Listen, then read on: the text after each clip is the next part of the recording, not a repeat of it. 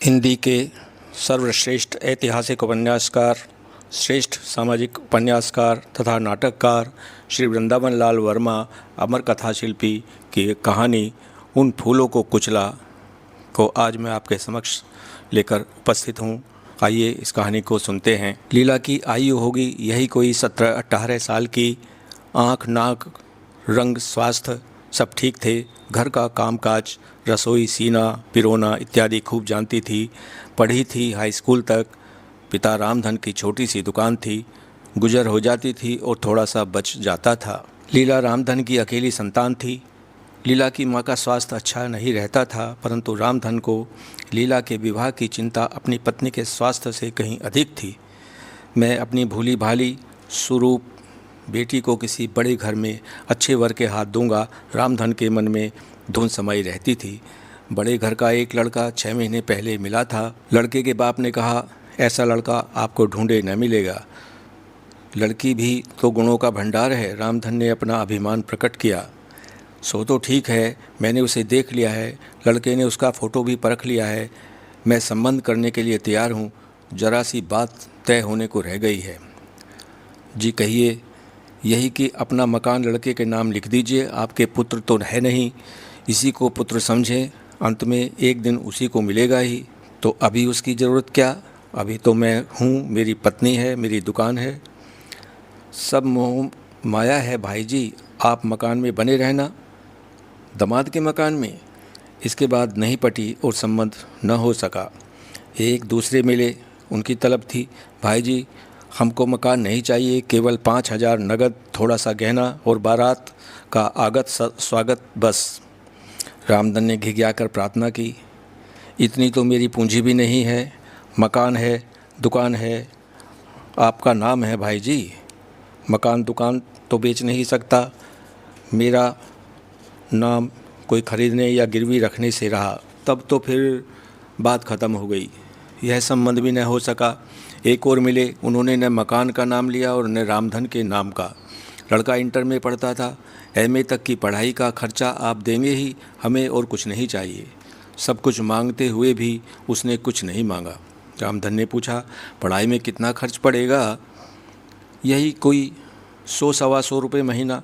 इससे कम तो एमए तक की पढ़ाई पर लगता नहीं। रामधन के बस की बात न थी। इस संबंध भी गच्चा पड़ गया। रामधन बहुत परेशान रहने लगा। उसकी पत्नी को अपनी बीमारी और भी असह्य लगने लगी। लीला सब देखती थी, सब सुनती थी, परंतु कुछ कह नहीं रही थी, कह ही नहीं सकती थी। अपनी सखी सहेलियों से भी कुछ नहीं कहती थी। कभी किसी ने कहा भी तो दृढ़ता के साथ उत्तर देती, मेरे पिताजी जो कुछ करेंगे मेरे लिए सिर माथे। लीला चुपचाप सुन लेती थी। घर आकर सब काम करती थी। अपनी माँ की सेवा शुश्रूषा में कभी कसर नहीं लगाती थी। उफ करना तो जानती ही न थी। एक दिन रामधन ने निरखा कि लीला कुछ पीली सी पड़ती जा रही है। उसकी माँ से कारण पूछा, उत्तर न दे सकी। मकान अच्छा खासा था, परंतु गृहस्थी साधारण थी। दुकान भी छोटी सी ही थी। अधेड़ अवस्था का था रामधन। शायद कभी पुत्र की प्राप्ति हो जाए। यदि लीला के विवाह के लिए मकान बेच दिया या घर गिरवी मिटा दी तो फिर क्या होगा? रामधन को भाग्य से ऐसा अवसर मिल गया जिसने न मकान चाहा, न गहना पत्ता और न पढ़ने पढ़ाने के लिए कोई खर्चा। वर के पास कई मकान थे, ज़मीन थी, लेन देन का कारोबार था और बैंक में रकम।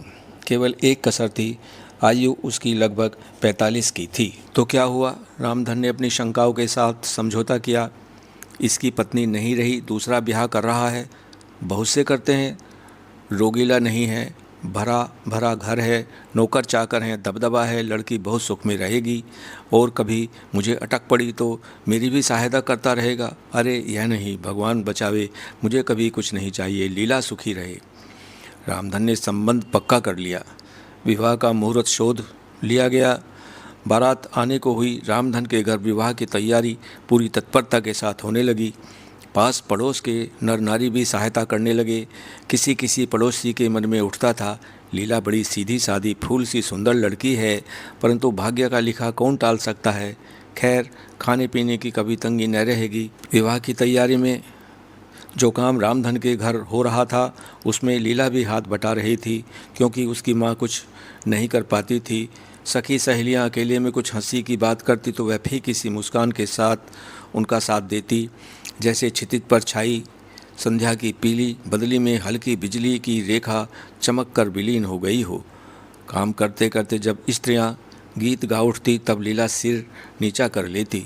स्त्रियां समझती कि लजा रही है।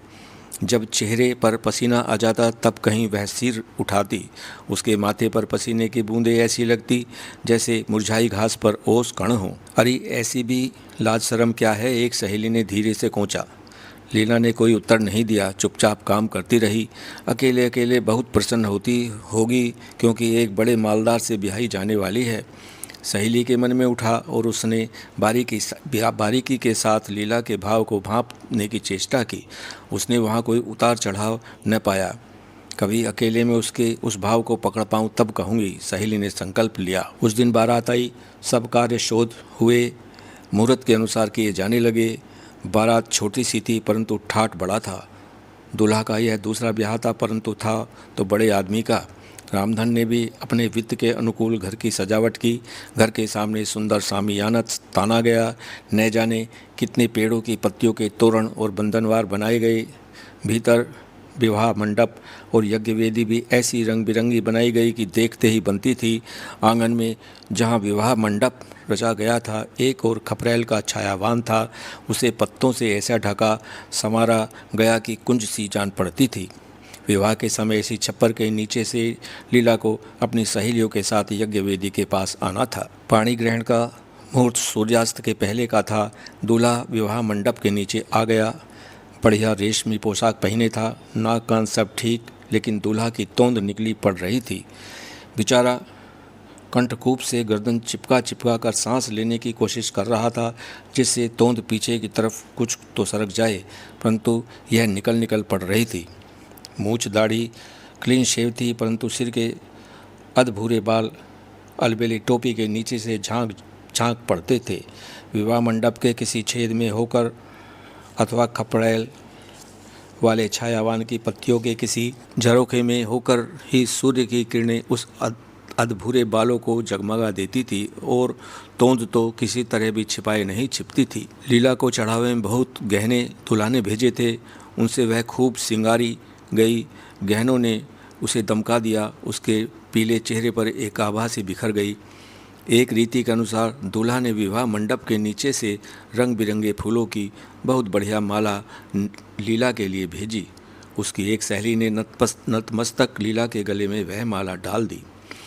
मकान के बाहर शामियाने के एक तरफ कनफोड़े लाउड स्पीकर पर फिल्मी गीतों के रिकॉर्ड चल रहे थे। छोटे छोटे बच्चों के शोरगुल का ठिकाना न था। बूढ़े तथा जवान भी चीख कर बात करने में किसी से पीछे नहीं रहना चाहते थे। वातावरण विविध प्रकार की उमंगों से उमड़ रहा था। लीला का साज श्रृंगार हो चुका था। वह पत्तियों से ढकी छपरी के नीचे आ गई। यकायक उसने सिर ऊंचा करके सांस भरी और छोड़ी, जैसे फुफकार छूटी हो। सबसे निकट वाली सहेली ने कहा, चलो। उस शोरगुल को चीर कर वह शब्द लीला के कान से भीतर जाकर कहीं रुक गया। चलो न, मुहूर्त चूक रहा है, सहेली ने दोहराया। ना, धीरे से लीला के भीचे होठों के नीचे से निकला। सहेली ने सुन लिया। लीला ने नहीं का सिर भी हिलाया था। अरे यह क्या, सब तैयारी हो चुकी है, मंडप के नीचे से पंडित बुला रहा है। लीला वहीं अड़ी खड़ी थी। सहेली कुछ नहीं समझ पा रही थी। बोली, ऐसा भरा घर कहीं नहीं मिलेगा। दूल्हा के लड़के की बहू तुम्हारी उम्र की है, खूब निभेगी। नहीं, अब की बार लीला कड़की, इतनी जोर के साथ कि फिल्मी गीत की आवाज़ के ऊपर भीड़ के शोरगुल की पीठ पर उसका स्वर चढ़ गया। नहीं, वह और भी जोर के साथ चिल्लाई। विवाह मंडप के नीचे से भी आगे वह शब्द चला गया। शोरगुल बंद हो गया, केवल फिल्मी गीत चलता रहा। लीला ने फूल माला झटका देकर तोड़ दी और अपने पैरों तले रूंढ डाली। गहने उतार कर तोड़कर आंगन में फेंक दिए। मैं विवाह नहीं करूंगी, भले ही जन्म भर कुंवारी बनी रहूं, लीला चीखी। फिल्मी गीत बंद हो गया। तोंद संभाल कर सिर से खिसकती टोपी को हाथ से साध कर दूल्हा हाँफता हुआ उठा। उसे शायद ब्याह से ज़्यादा अपने गहने प्यारे थे जो उसके पास आ गिरे थे। उन्हें उठा लिया। बाकी उसके लड़के और बारातियों ने बीन बांध कर इकट्ठे कर लिए।